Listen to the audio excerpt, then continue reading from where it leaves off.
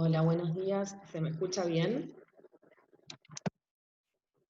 Hola, buen día, sí, perfecto. Buenos días, profe. Buen Sí. día. Bueno, vamos a retomar desde el positivismo. Recuerdan que en la clase pasada desarrollamos las distintas características que se planteaban dentro de lo que llamábamos positivismo. Y llamábamos positivismo a una corriente de pensamiento que plantea que las ciencias sociales deben seguir como modelo a las ciencias naturales, y que las ciencias sociales sigan como modelo a las ciencias naturales implica que las ciencias sociales deben formalizar matemáticamente aquellos fenómenos que quieren estudiar, deben realizar experimentos de tipo de laboratorio, deben buscar las leyes que rigen los fenómenos sociales de la misma forma que lo hacían las ciencias naturales con el comienzo del periodo moderno.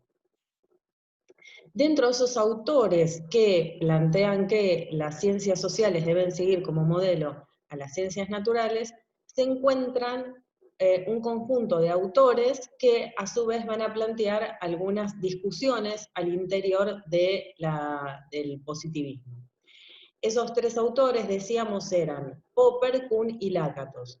Tres autores que son positivistas, es decir, que consideran que las ciencias sociales deben seguir como modelo a las ciencias naturales, es decir, que sostienen, por decirlo de otra manera, el monismo metodológico consistente en plantear que existe un único método científico.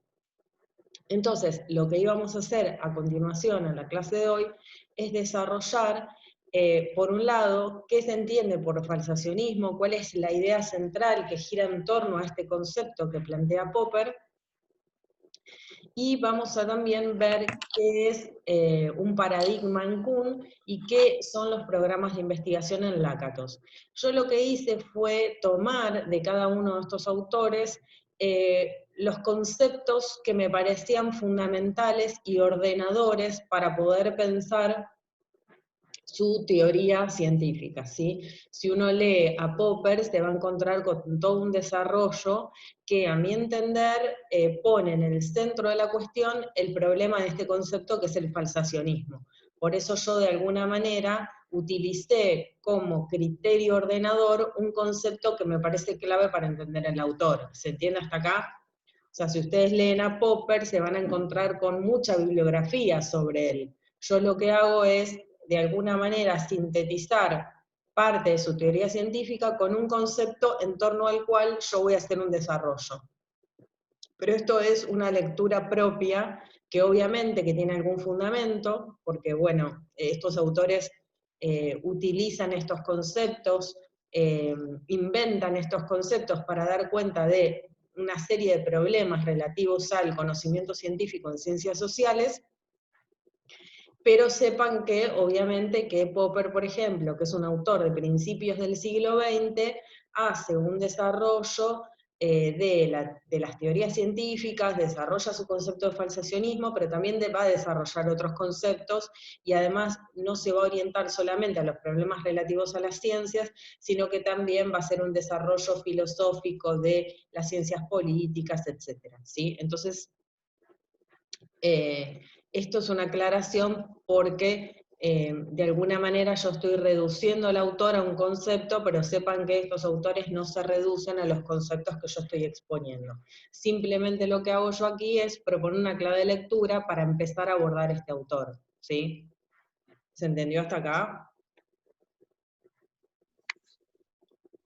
Sí, Sí, profe. Sí, profe. sí. Bueno, vamos a desarrollar el concepto de falsacionismo. ¿Alguien leyó este tramo del texto de Piovani, Marradi y Argenti sobre Popper en particular y el concepto de falsacionismo?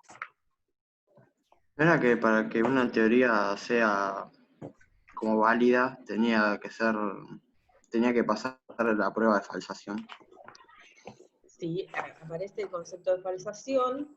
¿Qué significa pasar por la prueba de la falsación? Que no tiene que ser falsa la teoría o la hipótesis. Bueno, ahí digamos que estamos encaminados, pero hay una pequeña confusión. Hay una pequeña confusión ahí, porque, ¿qué significa? O sea, suponete que vos probás que una teoría es falsa, ¿no? ¿Qué pasa si probaste que es falsa? Ah, se descarta. Se descarta, está bien.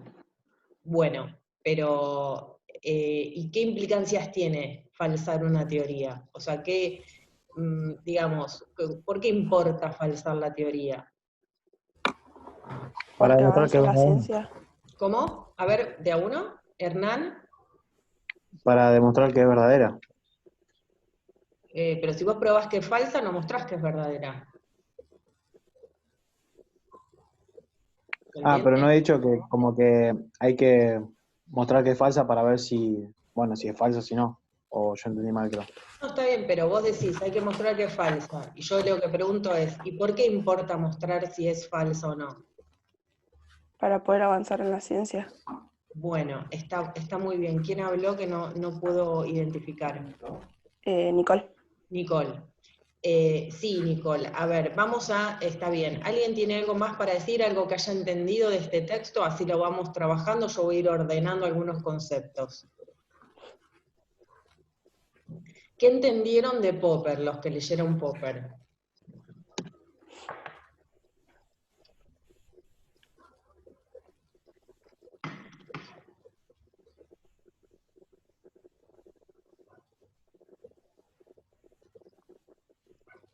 El método hipotético deductivo, lo que me quedó claro. Ujú. Sí, él dice que hay que seguir un camino hipotético deductivo, está bien Ujú. eso. ¿Qué significa que el método que hay que seguir en ciencias es hipotético deductivo? Mm, Y él como que asenta más la idea del monismo metodológico. Pero eso es otro aspecto. Eso sí, pero es otro aspecto. Yo acabo de preguntar por qué Plantea una significa que la hipótesis ciencia y sigue un deduce. camino hipotético deductivo. ¿Qué significa que la ciencia sigue un camino hipotético deductivo? Eh, Siguen enunciados observacionales. O sea, como que para que después se permita una constatación empírica. O sea, eso como que sigue el camino hipotético deductivo. ¿Qué viene primero en el camino la hipotético? hipótesis, Bien, y luego, una deducción, ¿cómo decirlo?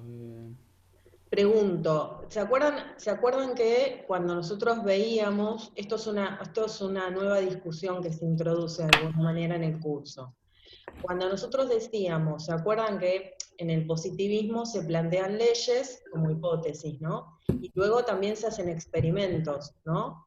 Y lo que se hace es ver la coherencia de esos experimentos con la ley. ¿Se acuerdan de eso? Que lo veíamos en Sí, el sí. marco, ¿sí? En el marco del positivismo. Entonces uno podría identificar dentro del positivismo dos grandes elementos. El postulado de la ley formalizado matemáticamente y luego, o podríamos decir en paralelo, no y luego, en paralelo, teníamos el experimento a partir del cual se analizaba la consistencia o no de ese experimento con el enunciado legal. ¿Sí? Ahora, Popper acá, con Popper, mejor dicho, introducimos un debate, que es, bueno, ¿qué viene primero? ¿La ley, la formulación matemática o la experiencia, los experimentos particulares? Bueno, acá Popper lo primero que va a plantear respecto de esta cuestión, donde él, si bien está de acuerdo con que la ciencia debe formular leyes y realizar experimentos, se va a preguntar, bueno, ¿qué viene primero? Y él lo que va a decir es, y esto está en el texto de Marradi, Piovani y Argenti, él va a decir que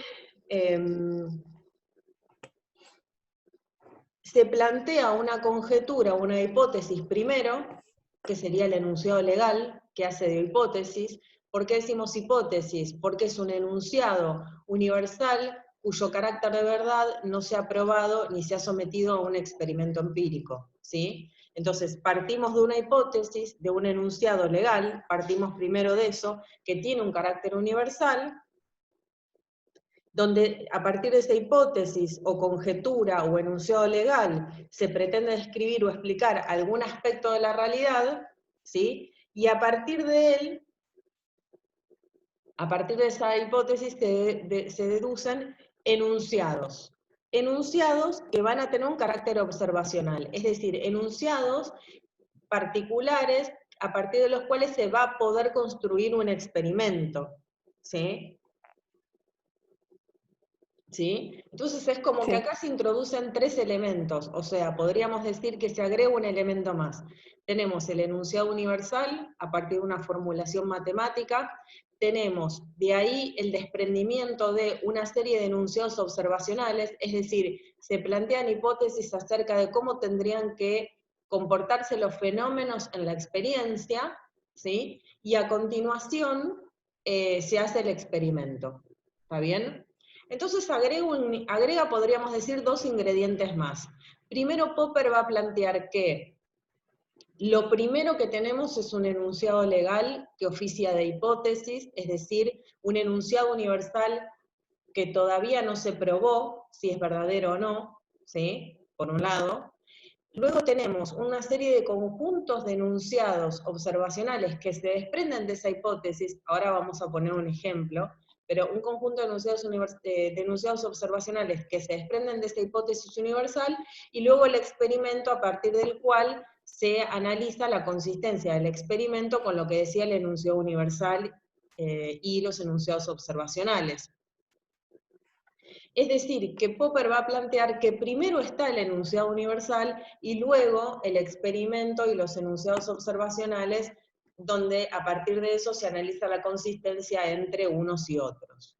Primero viene el enunciado observacional, luego viene el enunciado primero viene el enunciado universal, luego los enunciados observacionales, luego la experiencia a partir de la cual se analiza la consistencia entre el experimento y los enunciados observacionales, ¿sí? Entonces, acá Popper hace un aporte respecto de lo que él considera que viene primero. No es que primero se hace el experimento y luego de ahí deduzco una ley. Primero se hace el enunciado universal, ¿sí? Sobre esto no nos habíamos preguntado antes, sobre qué venía primero, si la ley o la experiencia. Bueno, Popper hace una aclaración sobre esto y dice, primero tenemos la hipótesis.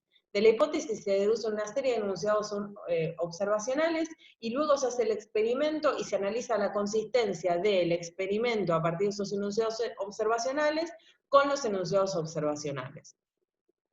Para ponerlo claro con un ejemplo respecto al video que habíamos visto, la fórmula legal que habíamos visto en el video planteaba que todos los cuerpos caen a la misma aceleración, ¿no? Ese era el enunciado universal, ¿sí?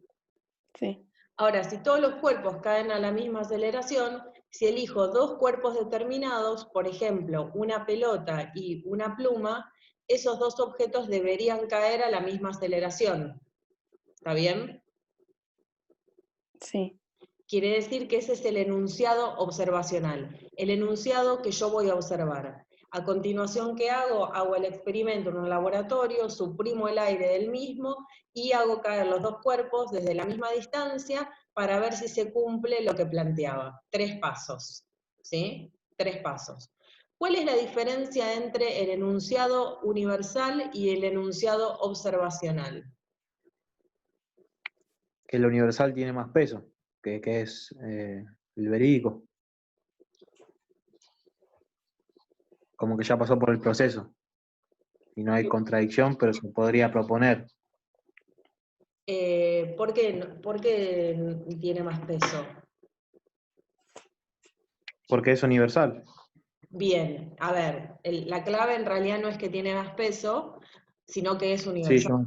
¿Está bien? O sea, la diferencia entre los enunciados observacionales y el enunciado universal es que el enunciado primero, el enunciado legal, se refiere a una totalidad de elementos que cumplen con alguna característica. Mientras que los enunciados observacionales se refieren a objetos específicos, ¿sí? Pero los dos son enunciados, son hipótesis, ¿está bien? los enunciados observacionales se desprenden del enunciado universal. Yo digo, si hay una totalidad de objetos que se caracterizan por determinada característica, enunciado universal, los dos objetos A y B que cumplan con la característica que acabo de señalar, si los someto a una observación y a un experimento, deberían cumplirse las características que dice el enunciado universal. Entonces, tenemos como tres elementos, va a decir Popper: el enunciado universal, los enunciados observacionales, que son casos particulares hipotéticos, y el experimento que yo hago a partir de esos enunciados observacionales, ¿sí? Pero la diferencia entre los enunciados observacionales y el enunciado legal es que el enunciado legal es universal, abarca una totalidad. ¿Está bien? ¿Me siguen? Sí, profe. Sí. Sí, sí. Bueno, entonces, fíjense lo que dice el texto de Piovani Marrari Arcendi. En su perspectiva, el conocimiento no comienza por una observación, y acá agrega ateórica, no comienza por una observación, cuya repetición permite una generalización inductiva, sino que el conocimiento científico arranca por la postulación de una conjetura o hipótesis, una ley, ¿sí? un proyecto de ley, podríamos decir. No decimos ley porque hay que probarla, ¿no? Una hipótesis, que es un enunciado universal, a partir del cual se desprenden enunciados observacionales que permitirán su contrastación empírica. Y en ese sentido, va a decir Popper, la ciencia sigue un camino hipotético deductivo. Se parte de una hipótesis y de la hipótesis se deducen enunciados observacionales que luego son sometidos a un experimento. Bueno, entonces, primera característica, la ciencia sigue un camino hipotético deductivo en Popper, y eso significa que partimos de una hipótesis legal de la cual se desprenden enunciados observacionales, de las cuales después se desprende un experimento y no al revés. No es que primero hacemos un experimento y del experimento se deduce una ley universal. No es así como funciona en Popper la ciencia, ¿sí? O cómo debería funcionar. Para Popper se debe seguir un método hipotético deductivo. Ahora, vamos teniendo en cuenta estos tres elementos: enunciado universal, enunciados observacionales y experimento. Teniendo en cuenta estos tres elementos, analicemos el concepto de falsación. Primera cuestión. Tengo el enunciado universal. El enunciado universal dice: todos los cuerpos caen a la misma aceleración. ¿Me podrían decir un ejemplo de enunciados observacionales dado el enunciado universal? La pelota y la pluma.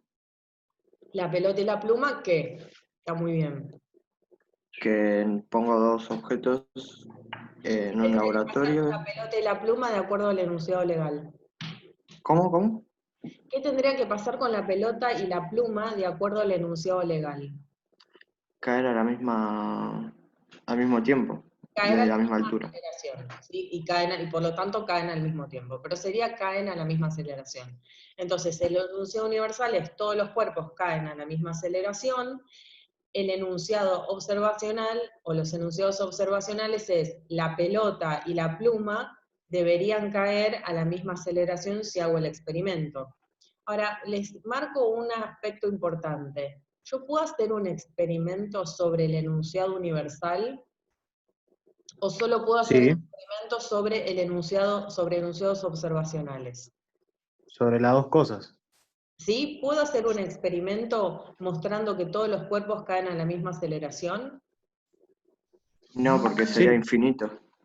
Exacto. pero se puede. Sí, ¿Puedo o no? poder. Se tardaría un montón, pero se lograría. ¿Sería una cuestión de tiempo nada más? Y al mismo tiempo probar todo, no sé si se puede.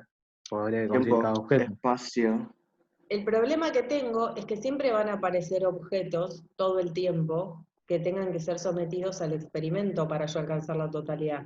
El problema es que no termino nunca.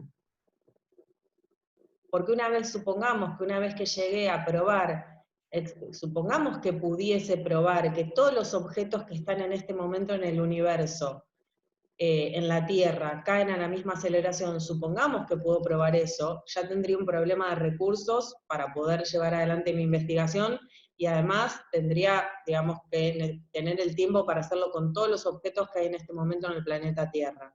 Pero una vez que Por eso las leyes son universales. Sí, pero una vez que terminara, una vez que hubiese terminado de hacer el experimento con todos los objetos, ¿no les parece que estarían apareciendo nuevos objetos que también tendrían que someterlo a un experimento? ¿O Sí. piensan que se termina? No, va a haber cada vez más. Claro, el problema es que todo el tiempo están apareciendo objetos, entonces no termino nunca. En ese sentido es imposible, no se puede.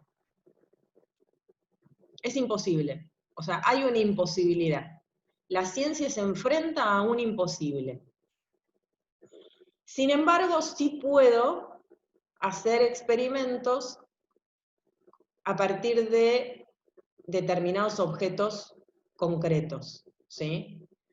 Es decir, no puedo probar nunca el enunciado universal, pero sí puedo hacer pruebas sobre los enunciados observacionales.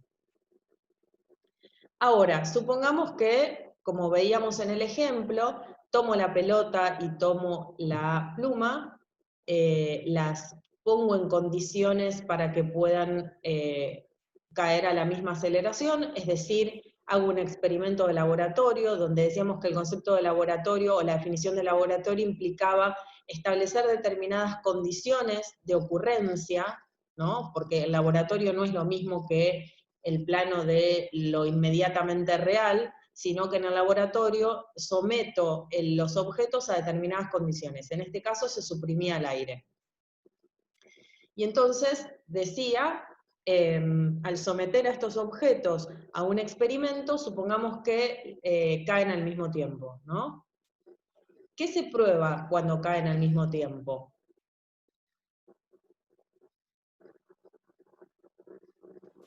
Que se cumple la ley. ¿Pruebo que se cumple la ley? La No, hipótesis. porque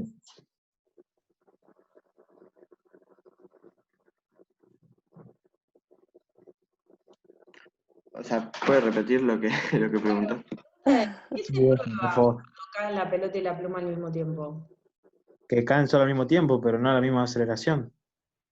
Se prueba que caen al mismo tiempo, de lo cual uno podría deducir que como se los tiró de la misma distancia, tuvieron que necesariamente caer a la misma aceleración. ¿Sí? Lo del aire. Está bien esa observación que haces, Nicolás, ¿no? ¿Habló o Hernán? Cuando dijiste, no, lo que se prueba es que caen al mismo tiempo, no que caen en la misma aceleración. Bueno, pero si los tiro desde la misma distancia y caen al mismo tiempo, eso significa que cayeron a la misma aceleración necesariamente. Aunque no lo pueda observar, es una deducción que hago. Ahora, ¿pruebo que todos los objetos caen a la misma aceleración haciendo ese experimento?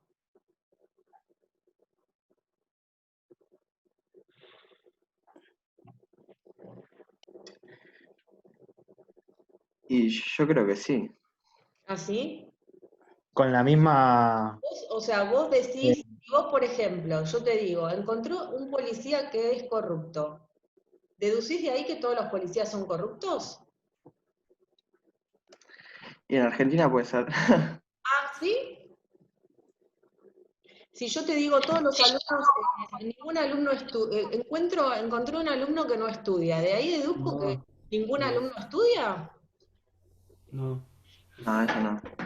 Ah, eso Pero no. con las mismas dimensiones se podría decir que sí o no. ¿Sí? O sea, si yo me O sea, encuentro con una persona, por ejemplo, un No, político corrupto, no, ¿ahí deduzco que todos los hablo- políticos son corruptos? no. no, yo me refería a que con el ejemplo de la pluma y la pelota, o sea, si traes otras pelotas que son la misma, lo mismo, igual con las plumas van a dar el mismo efecto. Pero si traes otros objetos diferentes, va a cambiar. Pero en ese caso tendrías que hacer el experimento con esos objetos.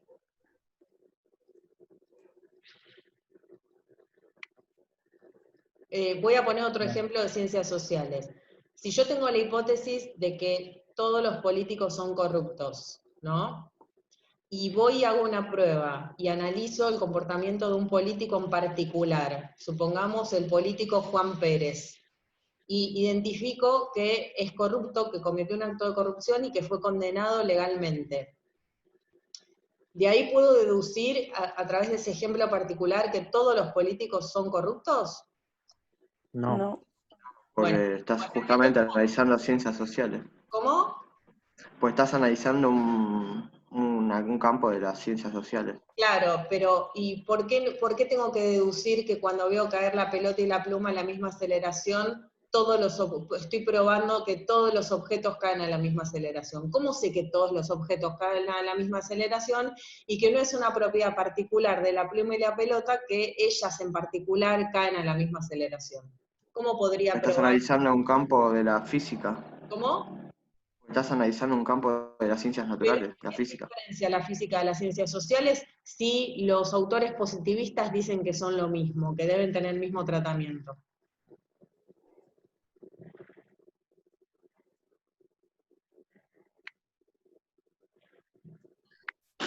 Que sobre el objeto que se trabaja no tiene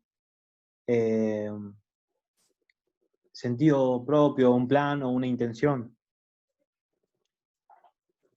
¿Cómo afecta eso lo que estoy planteando? Yo digo, ¿cómo puedo estar segura de que la pelota y la pluma que cayeron al mismo tiempo y por lo tanto a la misma aceleración al establecer determinadas condiciones de laboratorio, eso se cumple para todos los objetos? ¿Cómo puedo estar segura?